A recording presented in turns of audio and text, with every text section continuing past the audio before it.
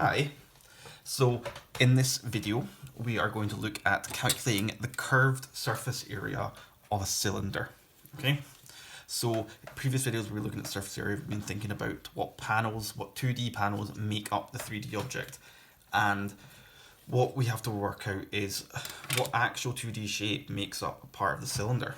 Because it's pretty easy to see that the top is a circle and the base is also a circle, but we're trying to think what 2D shape is actually how you make up a cylinder. So what I'm going to do is hopefully show you, not try and bump that.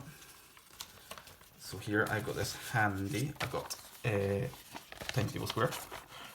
I can roll that up into a cylinder, like that. So what we can take from that is that the curved surface area of a cylinder is made up by a rectangle. That's actually a square, I think, but still, square is a special type of rectangle. So the shape that we are actually calculating the area of is actually just a rectangle.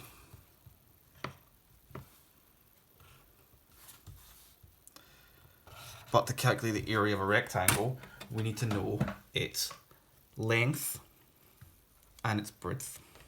Okay? So hopefully what you can see in this this cylinder, the breadth of the rectangle that you would make up is actually just 20 centimeters. But how are we going to get this length? So again, if I come back to this, we're trying to get the length of the rectangle that makes it up. So if we split that, if we tear this or split this and get it to be back, we realize that that's the length of the rectangle. And what part of the circle does that make up? It makes up the circumference. So the length of the rectangular part is going to be the circumference of the circle.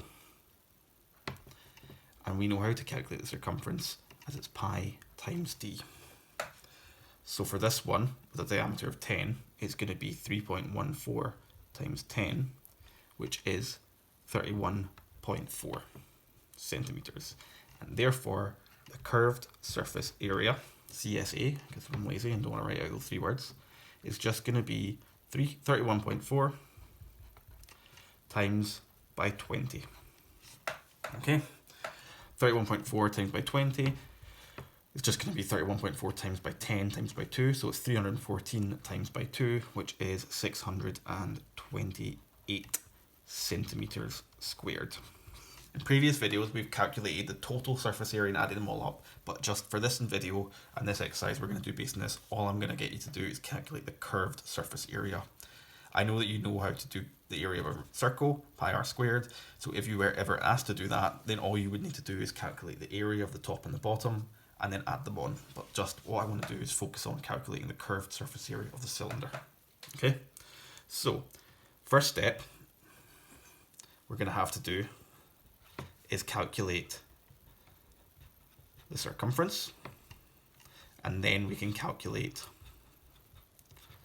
the curved surface area.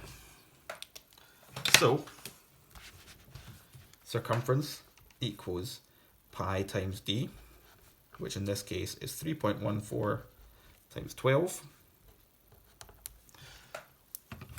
Laziness, and because I'm letting you use calculators now, I'm going to do that on a calculator. 3.14 times 12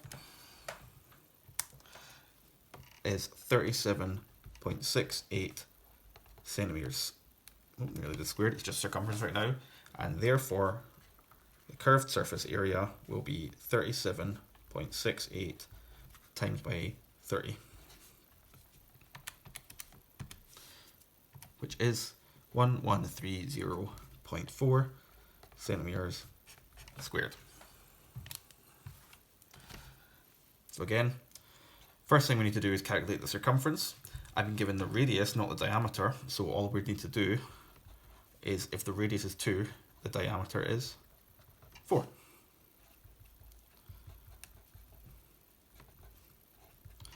Three times 4 is 12, 4 times 4 is 56, so 3.14 times 4, 12.56 centimeters.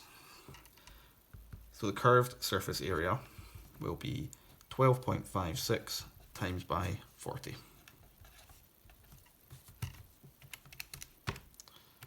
Which is 502.4 centimeters squared. So that is the curved surface area of a cylinder, which really is actually just asking you to calculate the area of a rectangle.